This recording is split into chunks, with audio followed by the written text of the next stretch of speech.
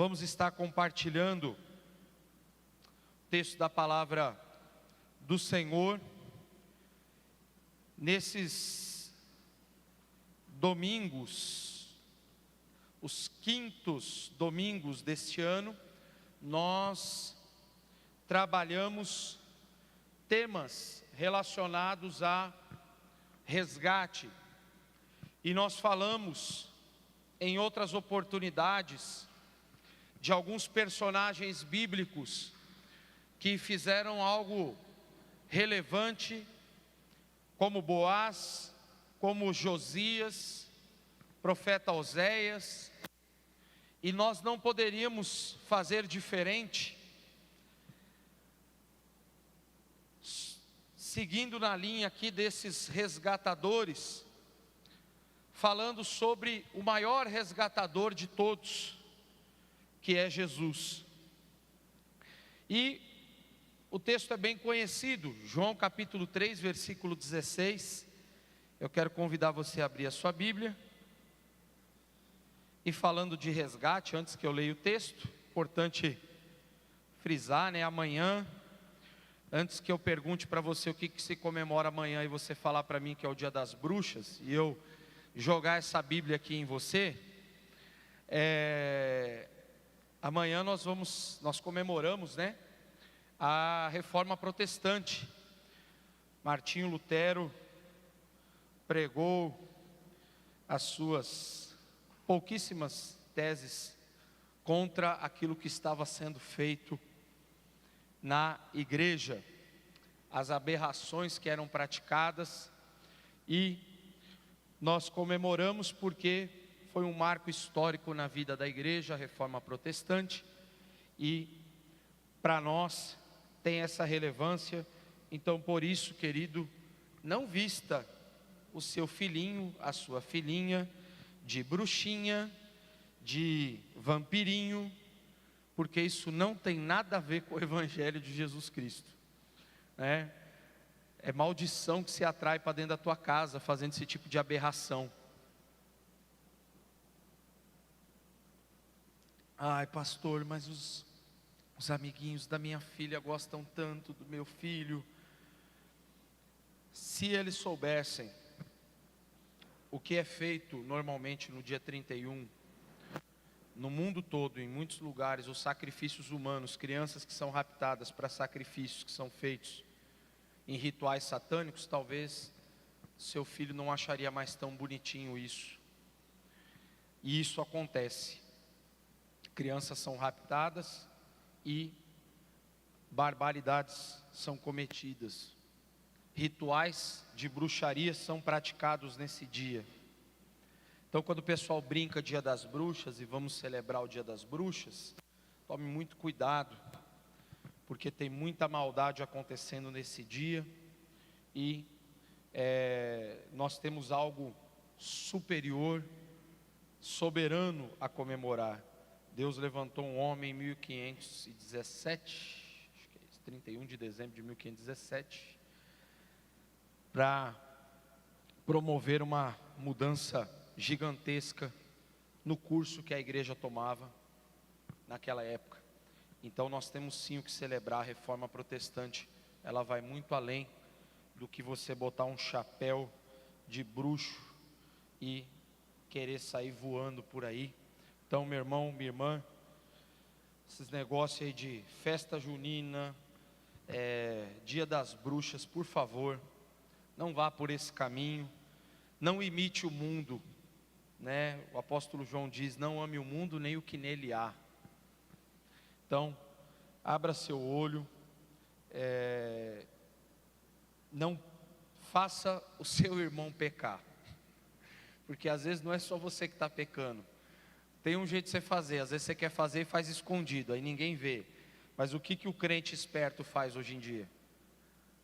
Ele vai e posta na rede social, porque ele quer ter muitos likes, E além do esperto fazer errado, vai lá e faz o irmão pecar, porque aí o irmão peca, e aí quer fazer o pastor pecar, porque normalmente o irmão que está policiando a rede social dos outros, porque não pensa você que eu fico entrando em página de rede social de ninguém.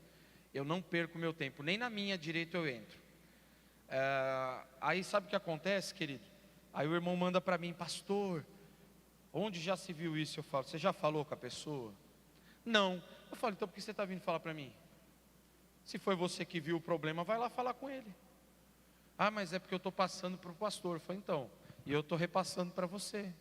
Foi você que viu, não fui eu. O povo gosta que a gente fica caçando bruxa, né? Caçando o pecado dos outros. Pense em alguém que não perde tempo. Nós ensinamos princípios. Eu não perco tempo em ficar caçando pecado na tua vida, meu irmão. Sabe por quê? Quem vê as burradas que eu e você fazemos é Deus. E é para Ele que a gente vai dar conta. Não vou ficar caçando a tua vida para ver se você faz certo ou errado. Isso é problema seu e de Deus. O que a gente tem que procurar fazer é errar cada dia menos. João 3,16. Você quer errar menos? João 3,16, que diz: porque Deus amou ao mundo de tal maneira que deu seu Filho unigênito, para que todo aquele que nele crer não pereça, mas tenha a vida eterna. O tema da reflexão dessa manhã é Jesus, o resgatador da humanidade. É interessante nós pensarmos que Boaz, Oséias, Josias, eles fizeram uma espécie de uma sombra, tanto outros personagens bíblicos também, era apenas um reflexo talvez do que Jesus de fato promoveria quando ele viesse a esse mundo como veio, para mudar a história da humanidade. Se a gente lembra de Boaz, ele resgatou a dignidade de Ruth, de Noemi, que estava perdida. Foi algo um pouco localizado ali, mas que nos ensinou muito. A gente pensa, por exemplo, no rei Josias. Ele resgata a lei do Senhor para o povo que estava totalmente corrompido. Mas ali foi para Israel, foi para um momento da história. A gente pensa no profeta Oséias, a sua mensagem, ela tem de fato um impacto muito relevante, porque estava demonstrando a prática de adultério que Israel cometia com o próprio Deus. Só que quando a gente olha para Jesus, ele não vem tratar apenas de um assunto isolado. Jesus, ele não vem só para resgatar a relação do povo com Deus. Ele não vem só para resgatar a dignidade da pessoa humana. Ele não vem só para fazer tal coisa. Jesus veio para resgatar tudo o que o pecado havia destruído dentro do ser humano. E por que a gente diz então que ele tem esse título de resgatador da humanidade? Porque ele veio restaurar tudo aquilo que o pecado tinha desfigurado em cada um de nós. Talvez você e eu não consigamos olhar de uma forma tão precisa, tão profunda, para tudo que Jesus já restaurou na nossa vida. Talvez a gente nem lembra. Talvez você não consiga lembrar 100% de quem você era antes de Jesus entrar na sua vida. Talvez você não consiga mensurar tudo. Você pode lembrar de algumas coisas. Mas quando você para refletir um pouco em quem você é hoje, e a gente não tem normalmente amnésia seletiva, né, não, eu vou escolher o que eu não quero mais me lembrar. A gente lembra quem a gente foi no passado, como era a nossa vida antes de Cristo, a gente se recorda disso. E quando a gente faz uma análise hoje, eu digo: Senhor, obrigado, porque se eu continuasse vivendo da maneira como eu estava vivendo, eu já estaria totalmente perdido, ou talvez eu já não estaria mais vivo. E de repente a tua reflexão te leva à mesma conclusão. Sem Jesus, o que teria sido de mim ou de você? Sem Jesus, quem nós seríamos? Né, irmã Cristina? Sem Jesus, né, irmã? A irmã contou as histórias da irmã sem Jesus. Você não queria estar perto da irmã Cristina. Eu não vou honrar a irmã Cristina aqui hoje não, mas ela contou uns testemunhos dela aqui. Graças a Deus que chegou, Jesus chegou, né, irmã Cristina?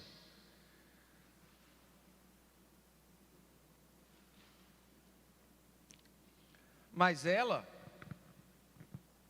nada mais é do que eu e você também nesse mesmo contexto. Graças a Deus que Jesus chegou na nossa história, porque nós éramos terríveis, nós éramos pessoas imundas, encharcadas pelo pecado, escravizadas pelo diabo, tinha nada de bom na gente. O ser humano sem Deus não tem nada de bom para oferecer, nada. E por que eu reforço tanto essa ideia? Porque hoje, como o pecado tem sido extremamente relativizado, não só na sociedade secularizada. Gente, esse negócio está batendo na porta das igrejas. O pecado está sendo relativizado dentro das igrejas evangélicas. O que sempre foi pecado na Bíblia, já não é mais tão pecado hoje. E aí algumas frases, né? Eu não vou aqui me aprofundar na temática, porque nem é essa proposta. Mas hoje a igreja, ela tem que entender o que está acontecendo no mundo. A igreja, ela tem que entender, e por isso mesmo, ela precisa conservar pura a sua mensagem, porque é só essa mensagem pura que transforma a vida do pecador perdido. Então, a igreja, ela não tem que entender no aspecto de aceitar o comportamento mundano das pessoas e trazer para dentro para dizer, é melhor aqui dentro porque aqui a gente dá um jeito. Não, não, porque isso é errado, sempre foi. Deus não tem dupla personalidade. Deus não fica mudando de ideia naquilo que Ele estabeleceu na sua palavra. Essa palavra nunca mudou. E o que Deus abominava no passado, Ele continua abominando nos dias atuais. E o que Deus dizia que era errado no passado, Ele continua dizendo hoje que é errado, e vai continuar dizendo até Jesus voltar para buscar a igreja. A mensagem do Evangelho não pode sofrer alterações ou adulterações. E o resgate de Jesus pela humanidade custou a sua própria vida na cruz, para que eu e você pudéssemos viver livres dessas amarras que o diabo faz o ser humano viver. Eu quero abordar com vocês aqui 4 transformações, ou na verdade 4 áreas em que Deus trabalha, em 4 aspectos que Deus trabalha de uma forma extraordinária na vida de quem Ele resgata. Porque aqui está um ponto que a gente deve colocar. Jesus já fez o que precisava ser feito. Ele já veio a esse mundo, viveu entre nós, foi tentado, venceu as tentações, jamais pecou, e sendo justo, foi capaz de se colocar no lugar de toda a humanidade que era injusta, pecadora, e o seu sacrifício na cruz do Calvário proporciona para mim e para você a redenção, a regeneração, o perdão dos pecados. Somos agora justificados pela fé em Jesus Cristo, e portanto já não há mais condenação para todos nós, porque nós estamos em Cristo Jesus. Jesus veio a esse mundo fazer isso, estabelecer a possibilidade do ser humano caído e condenado ao inferno voltar novamente à presença do Criador do universo. Foi isso que Jesus veio fazer. Então o que agora precisa acontecer? Cada um de nós que ouve essa mensagem de transformação, de cura, de salvação, nós precisamos então entender o que esse resgate gerou em nós. E o primeiro aspecto é que o resgatador da humanidade, quando veio a esse mundo, foi capaz de transformar seres humanos indignos em filhos. O amor de Deus por nós. Deus amou o mundo de tal maneira, irmã Sônia, que nós que éramos indignos, inimigos de Deus, Modevaldo, pudéssemos agora ser considerados filhos de Deus.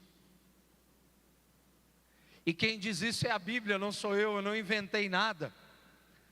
No próprio Evangelho de João, capítulo 1, versículo 12, diz: pois todos quantos, contudo aos que os receberam, aos que creram em seu nome, deu-lhes o direito de se tornarem filhos de Deus. Pastor Fábio uma vez me contou a história do Modevaldo. Modevaldo era meio difícil, queria saber muito de Jesus. E lá na África o pastor Fábio me contou o testemunho de transformação de vida do irmão Modevaldo. E não foram poucas as visitas e as tentativas até que o irmão Modevaldo se rendesse a Cristo. E por que eu estou citando aqui o irmão Modevaldo? Porque assim como ele, por quanto tempo nós talvez não resistimos à mensagem de salvação que foi proposta para nós? Será que a gente foi de primeira? Será que quando o Evangelho foi pregado a primeira vez, eu fui decidir romper com tudo e aceitar Cristo? Talvez sim, mas a maioria de nós resistiu e muito, lutou com todas as forças. Eu sei que o Jorge gostava de umas rodas boas, né, Jorge? De samba, né, Jorge? Era mais ou menos assim, né? Né, Sandra? E Jesus vai trabalhando. Às vezes a gente pensa que assim, ó, fulano não tem jeito. Meu irmão, se ele deu jeito em você e em mim, você acha que o outro não tem jeito? A gente tem a tendência de pensar que os outros são ruins. Nós éramos horríveis.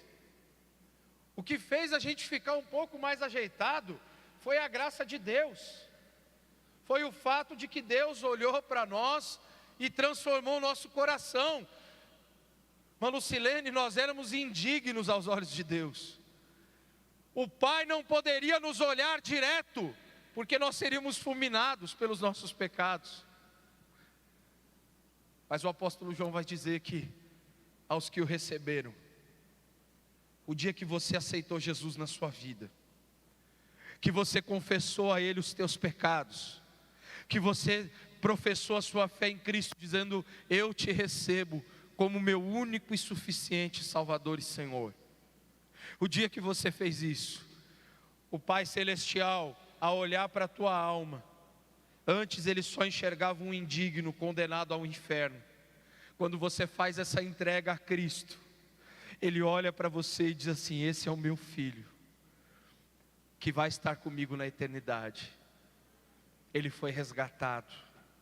Jesus, Ele resgata a nossa filiação, porque antes, pessoas rejeitadas por conta do pecado agora são convidadas a fazer parte da família de Deus. Somos irmãos em Cristo, recebemos a Jesus, nós agora somos filhos de Deus. Louvado seja o nome do Senhor. Eu coloquei aqui uma frase: nenhum de nós nunca mereceu o que recebeu pela fé no Cristo. Não somos mais órfãos, temos um Pai celestial que nos ama. Segundo, o resgatador da humanidade transforma pecadores em santos. Gente, santo aqui não é o da imagenzinha que você põe lá e fica pensando que você está fazendo orações para ele, que ele vai te atender. Ali é uma imagem de escultura, não tem capacidade para isso, não vai te responder. O único que pode te responder às orações é Deus, o Criador do céu e da terra. E santo aqui não é a imagem, santo é alguém separado, porque esse é o significado da palavra no original. É alguém que está sendo separado do pecado, separando a sua vida para Deus. Então, quanto mais eu me santifico, mais eu rejeito as tentações e mais eu estou em comunhão com Deus na minha trajetória. E olha que interessante, antes de Jesus, você e eu não tínhamos essa possibilidade, porque a Bíblia vai nos dizer que nós éramos escravos do pecado. Escravo não toma decisão, escravo não tem vontade própria, escravo ou obedece ou morre. Assim era o ser humano antes de Cristo. Sem Jesus, eu e você não tínhamos a opção de escolher não pecar, porque simplesmente o pecado nos dominava. Por isso que eu tenho muita dificuldade quando algum cristão diz: eu não consigo controlar as tentações, eu sou controlado pelo pecado que eu cometo. Talvez você nunca deixou Jesus assumir o controle da sua vida.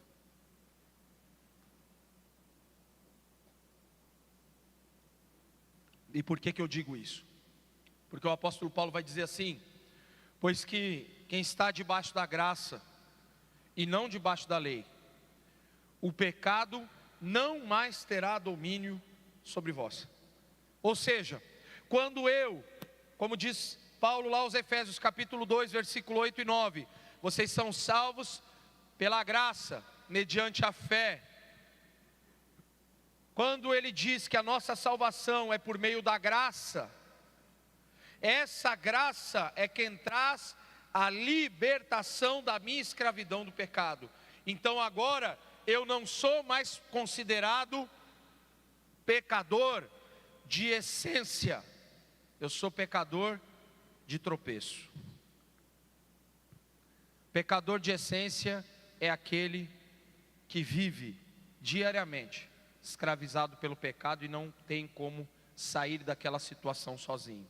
Pecador de tropeço é aquele que conheceu a salvação em Cristo, é aquele que conhece a palavra de Deus, luta todos os dias, tem dia que ganha, tem dia que perde. O pecado agora não é mais uma constante, é um tropeço que deve ser superado todos os dias da sua vida. Hoje, e nós vemos aqui na palavra de Paulo em 1 Coríntios capítulo 6, versículo 11, ele vai dizer: assim foram, presta atenção aqui, assim foram alguns de vocês, mas vocês foram lavados, foram santificados, foram justificados no nome de Jesus Cristo, do Senhor Jesus Cristo, e no Espírito do nosso Deus. Nós fomos escravos do pecado. Em Cristo Jesus, nós não somos mais escravos. Nós somos justificados pelo sangue de Jesus Cristo, o Cordeiro de Deus que tira o pecado do mundo. Eu e você somos livres para adorar ao nosso Senhor. E eu coloco outra frase aqui: a escolha de se entregar a Cristo te livrou de uma vida de manipulação, escravidão e dor. Não tem ninguém nesse mundo que consiga viver a plenitude da alegria e da paz se essa pessoa não tiver rendido o seu coração para Jesus Cristo. Não tem. Você pode ter muitas pessoas que se alegram em momentos pontuais da vida. Você pode ter situações assim. Ah, vai numa festa, estou feliz. Fui promovido, fiquei feliz ali um pouco. Mas a felicidade plena, a alegria plena, a vida plena, só Cristo pode conceder. Então, quando nós dizemos que esse Jesus, ele transforma pecadores em santos, ele tira a nossa vida de uma escravidão, de uma dor interminável, para agora nos dar a liberdade de escolher não pecar. É fácil? Não. Quantas vezes a gente não sucumbiu? Quantas vezes a gente não cedeu? Mas também, quantas vezes nós vencemos? Quantas vezes a tentação bateu e você clamou o nome de Jesus e Ele te fortaleceu? Um terceiro aspecto: o resgatador da humanidade, Jesus, transforma condenados em salvos. Essa diferença é importante ser dita, uma vez que tem sido tão relativizada a salvação no meio do povo de Deus e até fora. As pessoas dizem assim, Deus é um só. Isso não está errado. Nós somos monoteístas e nós acreditamos que há um só Deus. Está tudo ok. O problema não está na frase, está no sentido dela. O que as pessoas querem dizer normalmente é que assim, você pode acreditar em Buda, em Alá, em Krishna, você pode acreditar na fada do dente. Deus é um só. Então o meu Deus é a fada do dente. Então no final vai dar tudo certo, porque eu vou para o céu do Deus dos cristãos. Mas eu acredito em Buda. Mas no final não tem problema, vai dar tudo certo, porque no final eu vou também, porque Deus é um só. Conversa fiada. Esse resto aí está tudo em prateleira de baixo e é tudo invenção humana. Só existe um Deus. É o Criador do céu e da terra, o Criador do universo. E nem todos os caminhos levam a Deus. Não venha com essa conversa para mim. Mas e fulano? Quando você vem com essas perguntas, significa que talvez você tenha dúvidas com relação à tua própria salvação. Porque se você é convicto na sua salvação, você sabe que pela palavra de Deus, o caminho é único e não há precedente para você abrir outras possibilidades. Quando você fica tentando achar muita desculpa para os outros, talvez você não tenha certeza daquilo mesmo que você crê. Então, quando nós dizemos que o condenado é transformado em salvo, Paulo vai dizer lá em Romanos 8, 1 e 2: portanto, agora já não há mais condenação para os que estão em Cristo Jesus, porque por meio de Cristo Jesus, a lei do Espírito de vida me libertou da lei do pecado e da morte. Todos nós estaríamos num tribunal sem defesa no juízo final. É assim a condição do ser humano. Não sei se alguém aqui já teve alguma ação na justiça. Se você já participou de alguma audiência. Imagina que você tem alguém ali sendo acusado e não há possibilidade de defesa. É só acusação e a sentença está pronta. É assim que vai ser no juízo final. Você está pensando que Deus vai ficar, deixa eu pensar. Vamos ver esse aqui, vai. Aí ele olha para Jesus, e aí filho, o que você acha? Espírito Santo, como é que está ali esse fulano?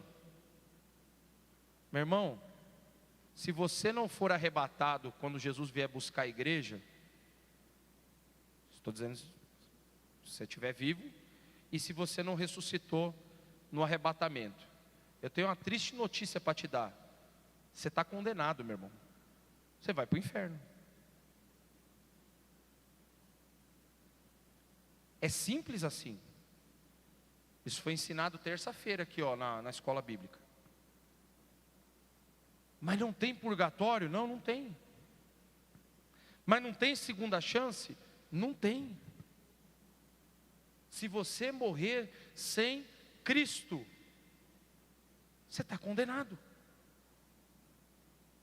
Não vai ter anjo tentando convencer. Miguel não vai chegar lá, pai, quebra o galho. Ele era legal. Ele ia na igreja às vezes. Não vai ter isso. Sabe por que não vai ter?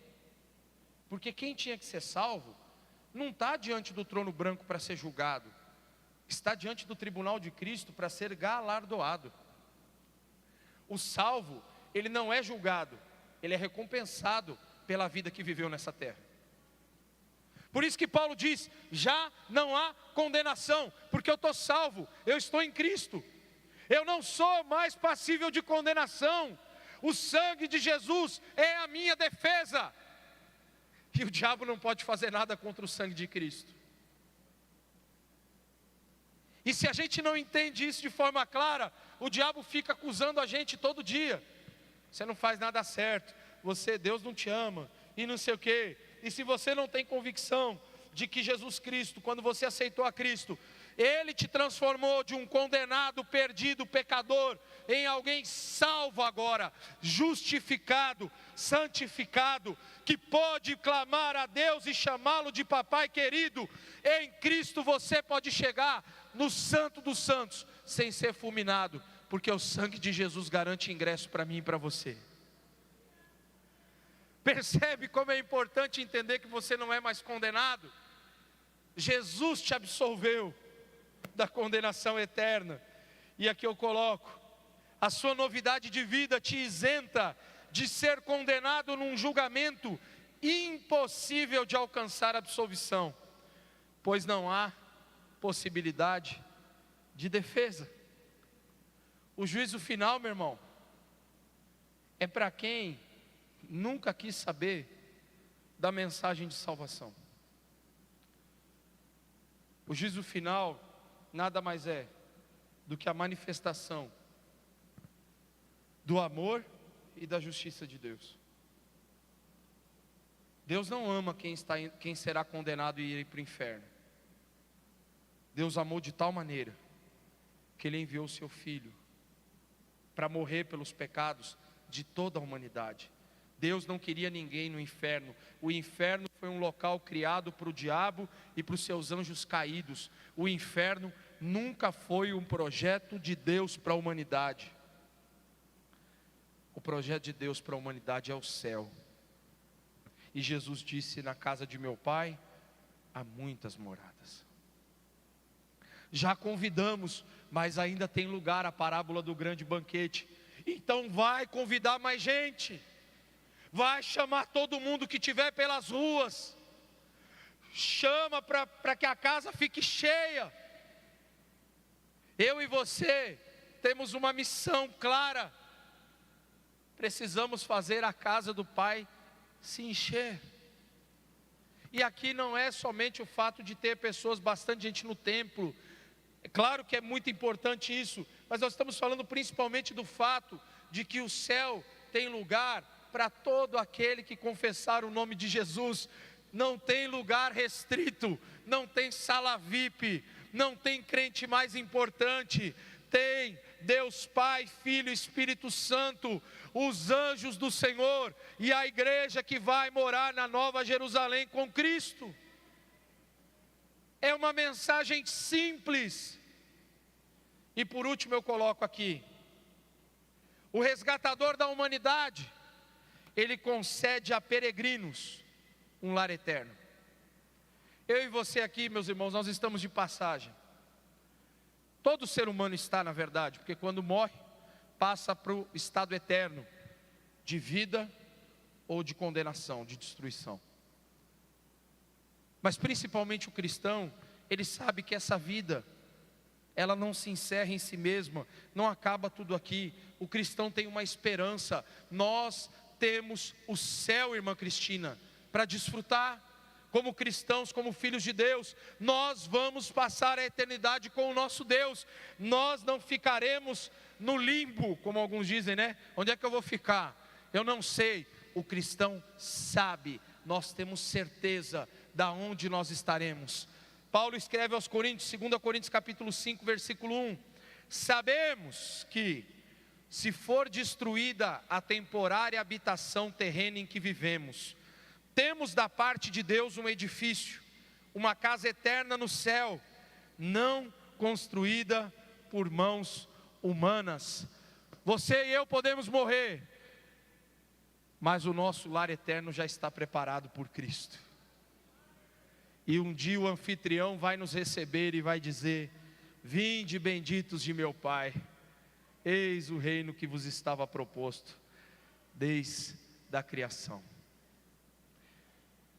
Eu coloco uma última frase aqui: viver esperando o cumprimento da maior promessa é o renovo diário que o salvo recebe. Sabe o que vai renovar as tuas forças todo dia? Você saber que a vida não se resume ao que você está passando. O céu existe, a nova Jerusalém que desce dos céus existe, ela é real. Deus virá buscar o seu povo, a sua igreja. Nós estaremos com toda a eternidade na presença do nosso Deus maravilhoso. E por que eu digo isso para você? Porque quando você entende que o céu é uma realidade, você fica convicto de que vale a pena viver muitas vezes as lutas, as adversidades, as tribulações, os desafios, porque eles não são o fim do cristão.